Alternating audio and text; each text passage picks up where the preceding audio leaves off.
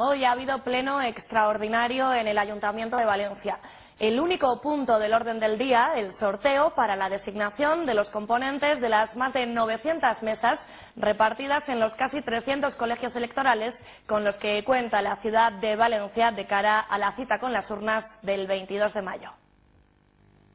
Este sorteo, cuya mano inocente ha sido la de la concejala de Sanidad Lourdes Bernal, ha decidido los componentes de las 920 mesas repartidas en los 289 colegios electorales con los que contará Valencia el próximo 22 de mayo.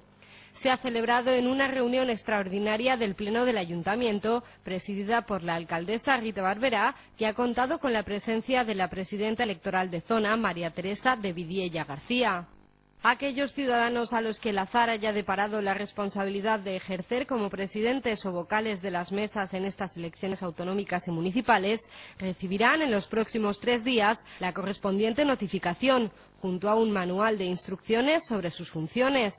A partir de este momento disponen de un plazo de 7 días para alegar causa justificada y documentada que les impida la aceptación del cargo. La cita con las urnas se acerca. A ella están llamados cerca de 580.000 habitantes de Valencia. De este total de electores, 5.800 son extranjeros.